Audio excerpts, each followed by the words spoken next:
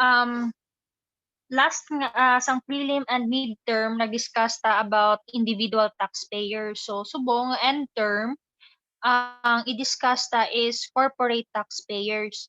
Okay. Sa corporate taxpayers, ang aton anay i-focus is regular income tax on corporation. Okay? So before ta ma-proceed sa computation, i-classify ta anay ang kung ano ang kinds of corporate taxpayer. Okay. So ang corporate taxpayer, no, either domestic corporation or foreign corporation. So ang foreign corporation, so again, domestic corporation or foreign corporation. Ang foreign corporation are further classified into resident foreign corporation and non-resident foreign corporation. Okay. So, miss, ano ni siya ang domestic corporation? A domestic corporation is a corporation that is organized in accordance with Philippine laws. Okay. Foreign corporation naman, on the other hand, is one organized under a foreign law. Okay. So, kung na-organize siya under Philippine law, domestic corporation. Kung foreign law naman, foreign corporation. Okay. So may table ko di gin-provide which is amo ni siya ang basihan nyo if taxable ang corporation or hindi. So take note, if na-classify ang corporation, domestic corporation, taxable siya on income earned within and outside the Philippines. Again if domestic corporation, taxable siya on income earned within and outside the Philippines. Kung foreign corporation naman, automatic taxable lang siya sa income niya within the Philippines. Clear? May question so far? Wala. Hello? None, miss. None, miss. Clear na? Okay. So,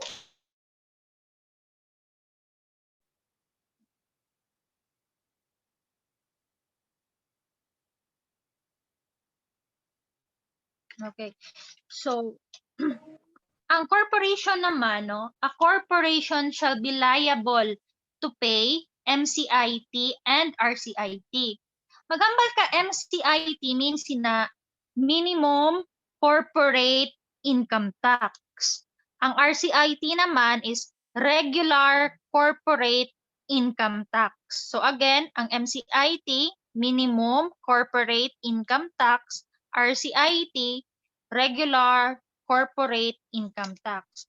So kung ang corporation, no, may ara siya sales gross cost of sales kag maka net income siya, subject siya sa regular corporate income tax. So if negative, let's say for example, may nakita ka mo da sa inyo nga sa inyo nga group chat, may ginsend ko da. Kita niyo da? May ara da sales less cost of sales. Nakita niyo Yes, sa inyo group miss. chat? I-discuss ko anay ano CIT. Okay.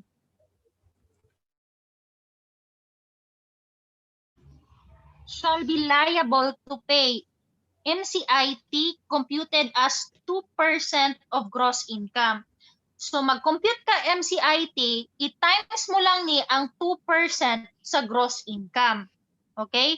Meaning, sales less cost of sales or revenue less cost of sales is equal to gross income times 2% amo na ang imo nga MCIT nga tax. Okay. I-versus mo na siya sa imo nga RCIT. Maghambal ka naman RCIT, mag-compute RCIT, 30% times net income. Okay? So, Miss, what if net loss? May RCIT ka? The answer is wala. Okay? So, take note, ang MCIT applies to corporation on its 4th year of operation after the year of its BIR registration. So, unlike RCIT, first year mo pa lang, let's say, corporation, first year niya pa lang operation, subject na siya dayon, RCIT. Ang MCIT, ma-apply lang na siya on 4th year of operation after the year of its BIR registration. Anong ginamin sina? Ma-confuse ka mo. Let's say for example, 2012, nag-register ka sa BIR nga ma-business ka or i-incorporate nyo na ang corporation. Question, saan ma-start compute MCIT? Year ano? First year. The answer is year 2016. 16. Ma-compute. Okay. Miss nga, 2016. 2012, ang year nga nag-register ka sa BIR. Plus 4 years. So, 13, 14, 15, 16. Total of 5 years. So, ang ginamin sinyo, on its 4th year of operation after the year of its BIR registration. So, ma-start ka count first year, 2013. Clear? E saan gani nag-register sa BIR? 2012. So, 2013 to 16, 4 years. So, total of 5 years tanan. So, para hapusin nyo, from the start, kung mag-start ka mo 2012, 5 years inyong account. Pero kung mag-start ka mo after the year of its BIR registration, 4 years ka mo. Naintindihan? Clear? Hindi. Ako ang ginamin. Yes, miss. Yes, miss. Okay. So, erase ko another question. So, 2012. So, kabalo ka na, dili ka ma-start MCIT. Okay. 2012, nag-register ka sa BIR, ma-start ang corporation business. Ang RCIT, saan ka ma-start compute RCIT? Mismo sa year nga pag-start. So, every year, ka-compute ka na RCIT. From the start. Clear? Gatawag sa cellphone kayo? Sinong gatawag sa cellphone? So, clear sa inyo RCIT? Hello? Yes, miss. Okay. So, para mas maintindihan nyo, mahatag ko later on example, no? So, miss, ang bayran, another question. So, miss, ang bayran gali sa corporation, duwagid, MCIT and RCIT? The answer is no. Pilian mo, that's why nag-versus ko kay whichever is higher. Kung diin da ang mas dako nga balayran, amo na siya ang bayran nyo sa BIR. Let's say, for example, nag-compute ka MCIT, ang GWA is 10,000.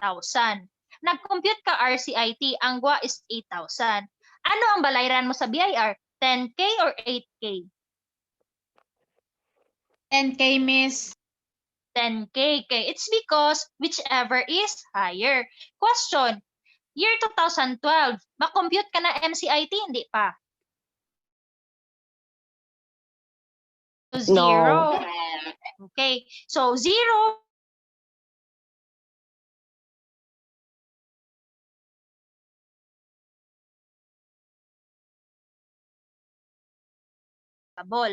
Clear? Okay. Third year of operation. Let's say, for example, third year of operation, ma-compute ka na MCIT, yes or no?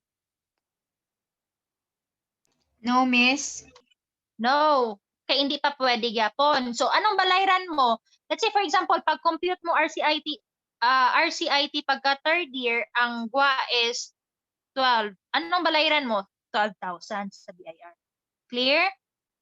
Let's say, for example, 2016 na tasubong. So, ikapila na nga year of operation, ika-5 year na from the date of registration. So, kung ika-5 year na siya, kay 2016, ma-compute na ta MCIT. So, let's say, for example, pag compute mo MCIT, ang answer is 10. Pag compute mo RCIT, the answer is 12. Anong bayaran mo? 10 or 12? 12, Never is Miss. higher. 12. 12. Very 12, good. Miss. So, 12, very good. So, ang answer is 12, whichever is higher. Okay. Clear? So, ari naman, another scenario. Question, Miss, ang RCIT, paano ganit mag-compute? 30% of the net income. So, meaning, gali, Miss, kung net loss ang gwa, makompute RCIT? Hindi. Kaya ang RCIT, applicable lang sa net income. So, multiply ka lang 30% if net income. Okay? Sample lang ta para mas maintindihan nyo.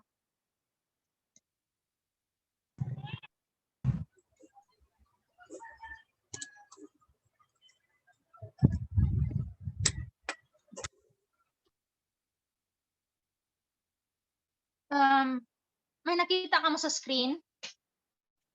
Yes, Miss. Yes, Miss. Okay. Miss. Ginsend ko na sa inyo group chat para ma-zoom nyo, okay? Okay, let's say for example, business, corporation, no? So, at the end of the year, let's say for example, amo ni siya ang inyo nga income statement. So, mag-compute ka income statement, ang formula, unang tanong ang formula, sales or revenue, less mo sa imong nga cost of sales is equal to your gross income. So, i-less mo ni ang 5. So, 8 million minus 5, ang gross income mo is 3 million at 3.8. Correct? From the gross income, i-add nyo na ang mga other income. Like say, for example, interest income, ano pa? Other comprehensive income. Then, i-less nyo na so in this case, 0 ang other income. I-less nyo na tanan nga general and admin expense. Miss, ano na ang general and admin expense? Magambal.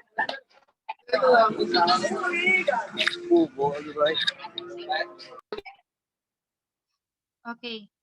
So, maghambal ka general and admin expense, meaning ang tanan nga gasto sa inyong nga kumpanya sa corporation para mapadaga na ang company.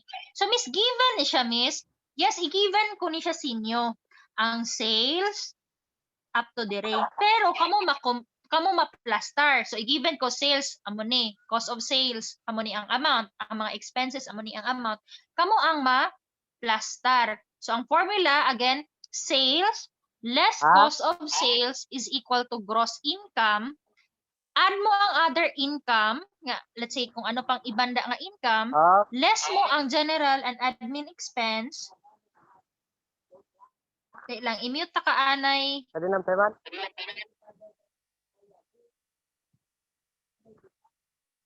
Alvin, pwede ka ka-mute. Hello?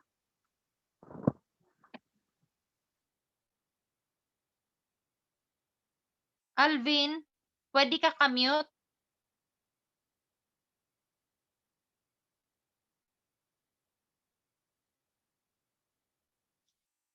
So again, less general and admin expense, ang gwa sina is income before tax, less mo da ang mga finance expense, kag ang income tax expense, ang gwa either net income or net loss. Nakuha niyo ang formula? Liwaton ko ha. Sales less cost of sales is equal to gross income. Plus, i-add mo ang other income, other comprehensive income, less ang general and admin expense. Ang gwa niya is income before tax, less mo ang mga finance cost, less mo ang income tax expense is equal to net income or net loss. Paano mo mahambal if net income? If ang gagwa da positive. Kung negative na da, meaning net loss. May question wala? Mag-compute net income, net loss.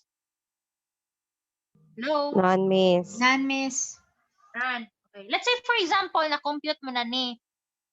Assuming, no, domestic corporation ni siya nga business.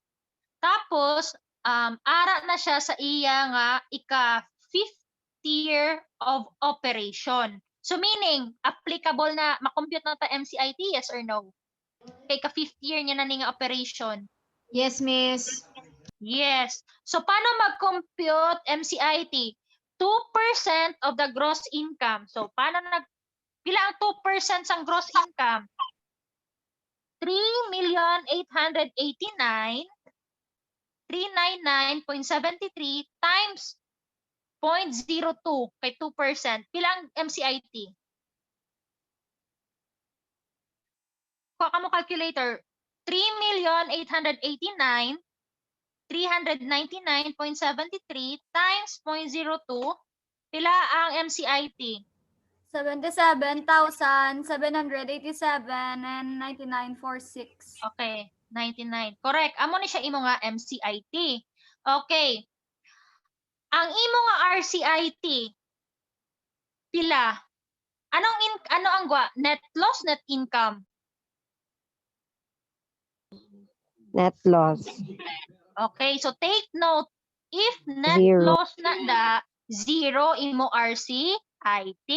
So whichever is higher, 77 versus 0. So ang tax due mo is 77, the MCIT. Clear? Yes, miss. Yan? Okay. So, kabalo ka na nga, ang balayranan mo is 77. Let's say for example, may tax credit ka nga 2307. So, same sa individual taxpayer, ang creditable withholding tax nga 2307, ginalesta na siya sa aton nga tax due. So, meaning, minus mo na da, ang 59, imo na lang nga balayranan is 18,437.78. Baliktad ni, dapat income tax payable mo is 77, minus mo 59, basta ang balayranan mo sa BIR, pila na lang? Kita niyo sa screen pa? 18,000. 18,437. So, naintindihan niyo paano nakuha? Hello, may Yes, question miss. wala? Okay. Yes, miss. So another scenario, let's say for example, no? Ang area, let's say for example, net income ang nagwa, hindi negative. So let's say for example ang area is hindi negative. So meaning net income 2 million. Kuhaan niyo lang na ang negative. So kung ang net income 2 million, makompute ka RCIT, yes or no?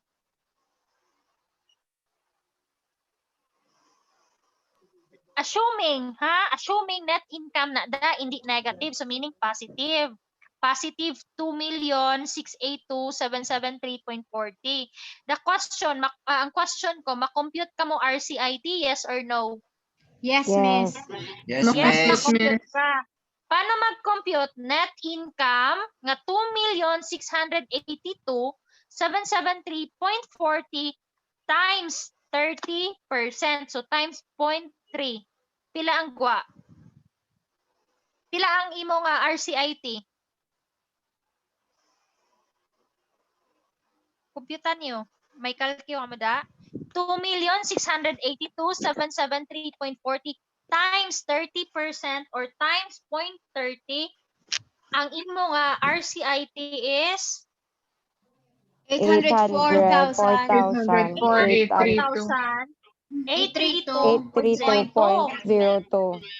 Okay, so question, anong bayaran mo sa BIR? Ang 77,000 or ang 804,000? 804, Ang miss. RCIT. Okay. Ang balayran mo is in 804. So kung amo na mo balayran, let's say for example, may tax credit ka nga 59, i-less mo da gyapon ang 59 nga creditable withholding tax nga 59,350.21. Ang imo na lang nga bayran or ipagwa nga cash dito sa BIR is 745,481.81. Clear? Yes, miss. Okay. So, another scenario, last na lang. let's say for example, first year of operation, no? First year of operation, tapos net loss. Okay. Makompute ta MCIT, or let's say third year of operation, makompute ta MCIT, yes or no?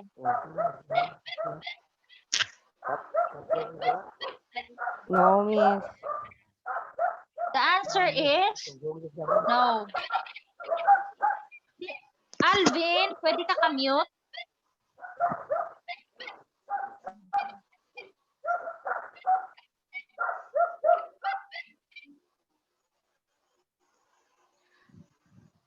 Okay. So again, if third year ni nga operation, let's say fourth year of operation ni siya from the date nga gin-register mo sa BIR, makompute ka MCIT, yes or no? Yes, Miss. The answer is no. Kaya di ba kung from the date, let's say for example, from gid, so kung nag-start ka 2012, 13, 14, 15, hindi pa. Makompute ka lang MCIT, fourth year after the year sa registration. Or fifth year from the date of registration. Nakuha niyo yung difference? Yes, Hello? Miss. Yes, Miss. Yes, Okay. Miss.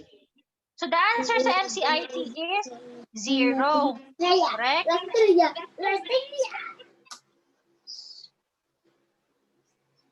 Antenero, please mute kag ampil.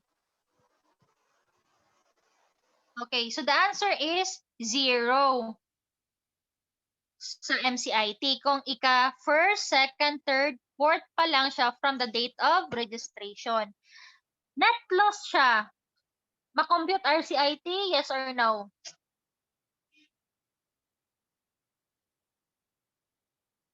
Net loss siya, tapos fourth year niya sa operation, makompute RCIT, yes or no?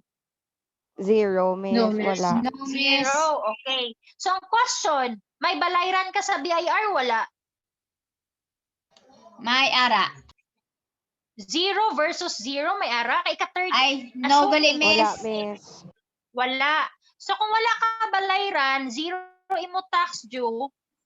Kung 0 na imo tax due, ang imo tax credit nga 59,350.21 magamit mo na siya next year, ma-carry over. The same sa individual. Clear?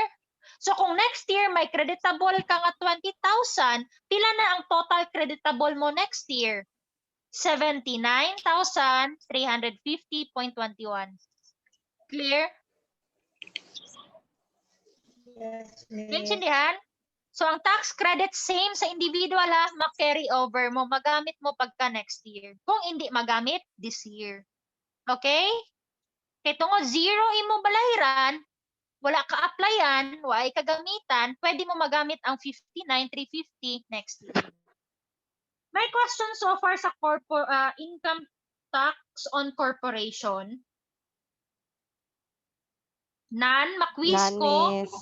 Okay, makwiz ko on Friday. Okay? I-publish ko lang sa inyo nga Canvas. Clear? Okay? Yes, Miss. Yes, Miss. Okay, thank you. Si Eliza, pwede mo ma-send lang sa group chat ang gin-record mo. Stop ko na, Miss. Okay. Thank you. Okay, Miss.